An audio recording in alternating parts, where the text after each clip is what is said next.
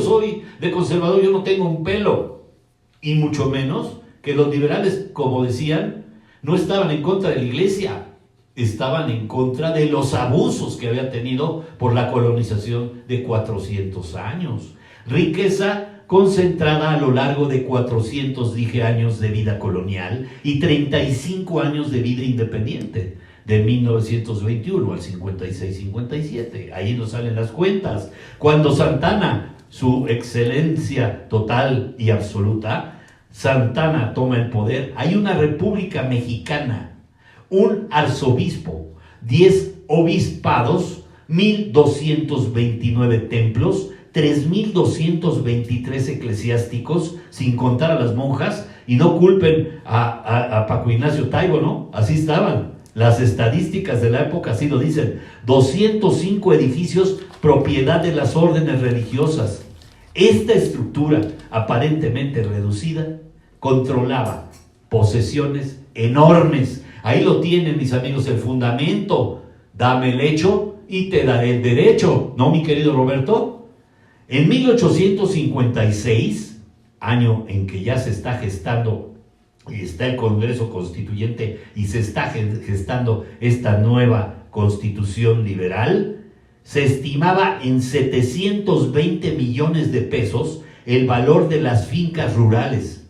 Según algunas fuentes, el clero era el propietario de 4/5 partes de ella. Lo voy a repetir y voy despacito, por si no se entendió. En 1856, ¿sí?, se estimaba en 720 millones el valor de las fincas rurales. Según algunas fuentes, el clero era el propietario de 4/5 partes de ellas.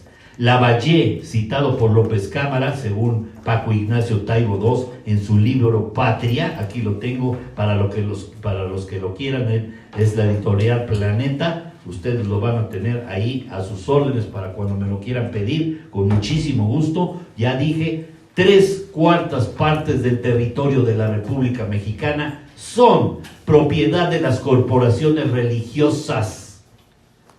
3/4 partes del territorio de la República Mexicana son propiedad de las corporaciones religiosas. Quizá ambas fuentes exageran, pero es claro que al menos poseían 1/3 de las tierras cultivables del país.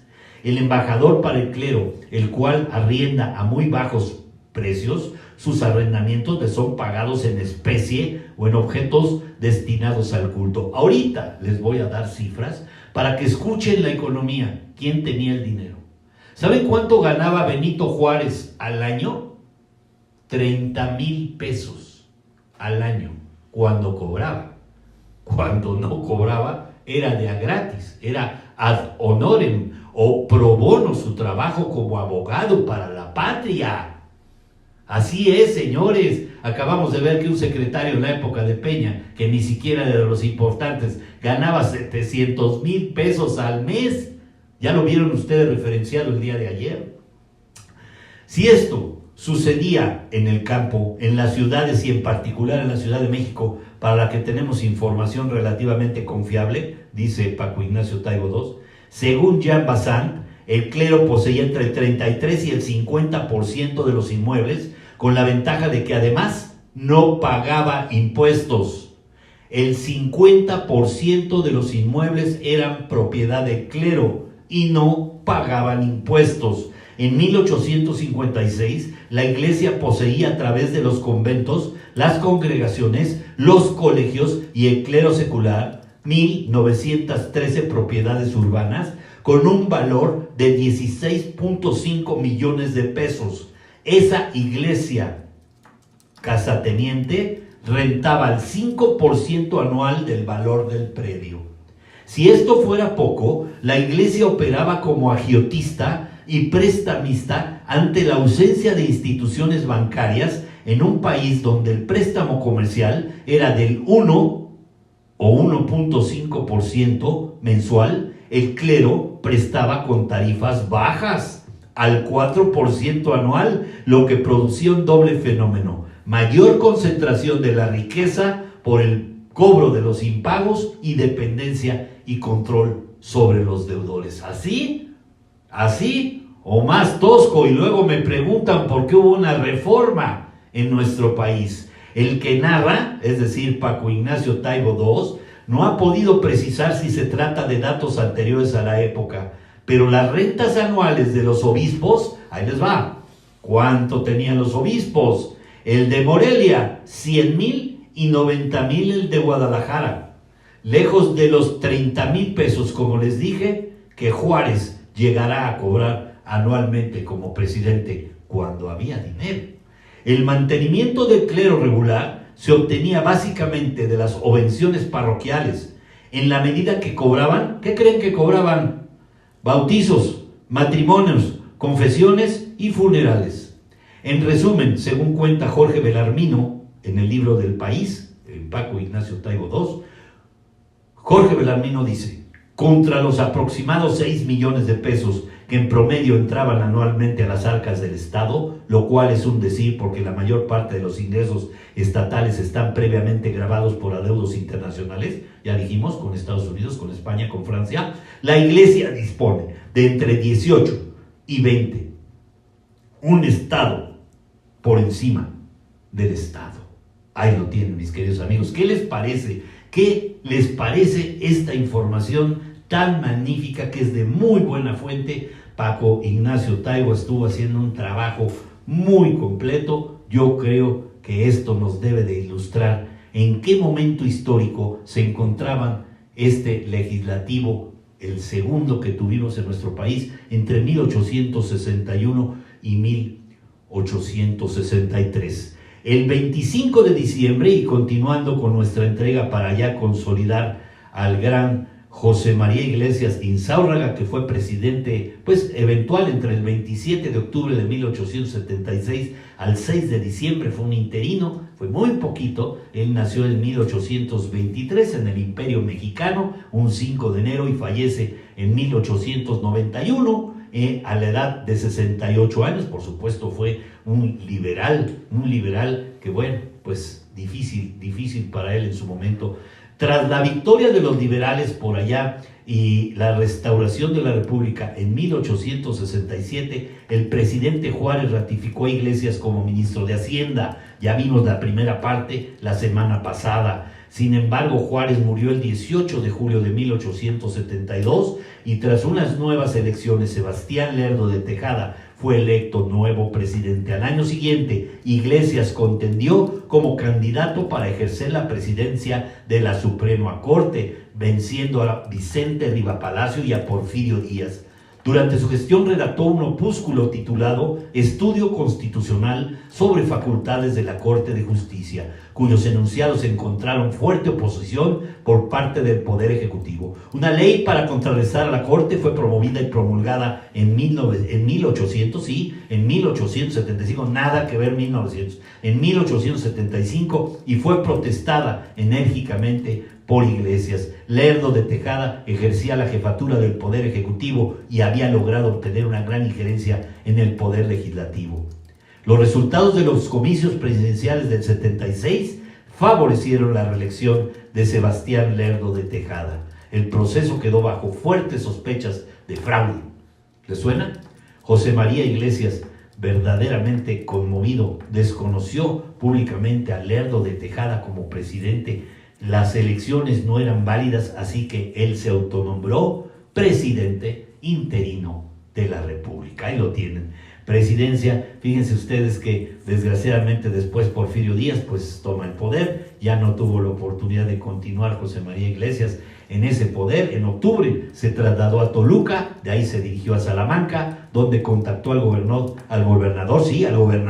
Florencio Antillón, quien le brindó su apoyo. Iglesias proclamó su derecho constitucional a ocupar la jefatura del Ejecutivo por sus pistolas, no, por la Constitución. Y así decía, de acuerdo a los artículos 79 y 82 de la Carta Magna, los cuales establecían que en el caso de faltas temporales o absolutas del presidente de la República, correspondería al presidente de la Suprema Corte sustituirlo, y los gobernadores de los estados de Guanajuato, Querétaro, Colima, Guerrero, Zacatecas, San Luis Potosí, Jalisco, Sinaloa y Sonora lo apoyaron.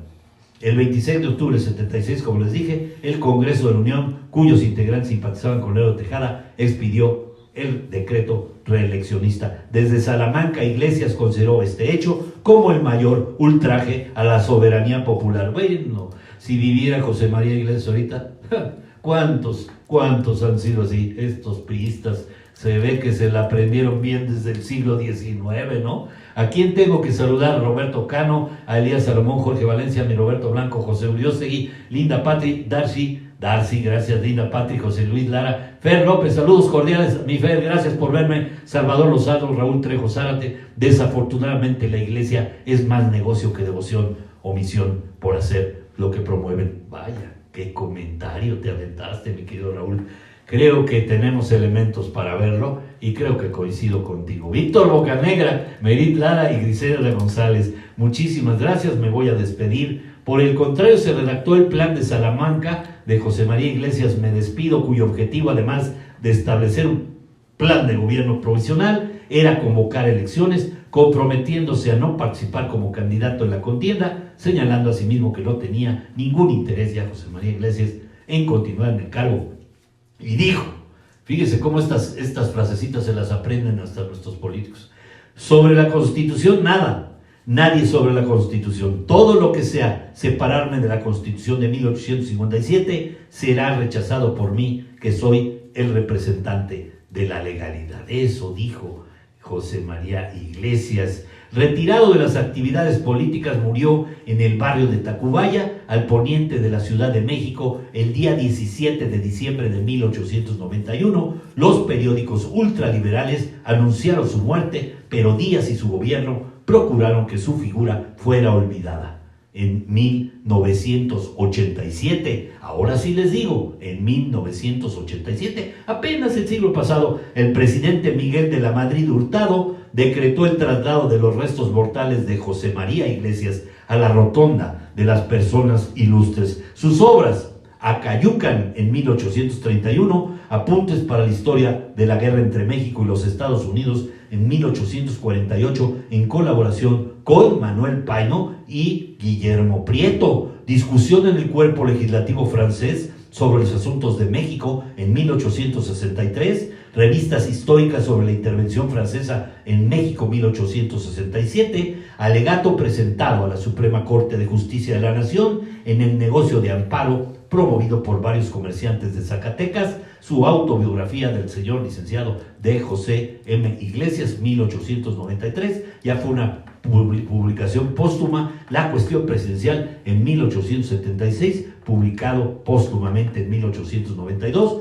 y un estudio constitucional sobre facultades de la Suprema Corte de Justicia. Ahí lo tienen, el gran José María Iglesias. Me despido de ustedes, mis queridos amigos, a casi ya media hora de haber iniciado este trabajo. Espero que les guste. Esta, que pretendía ser una pequeña cápsula de cultura, se volvió una capsulota y muchas gotas, para que ustedes la tomen como quieran, pero no dejen de comparar nuestro pasado con el presente. Nos va a ir bien en nuestro país si ponemos empeño, si tenemos ganas de hacerlo. Yo trabajo por México y por ustedes también. Muchísimas gracias por verme. Nos vemos mañana en Personas y Bienes y Personas. No me dejen de ver allá. 3 años, 10 meses se cumplen pasado mañana, porque va a ser 1 de febrero. Ya se acabó enero.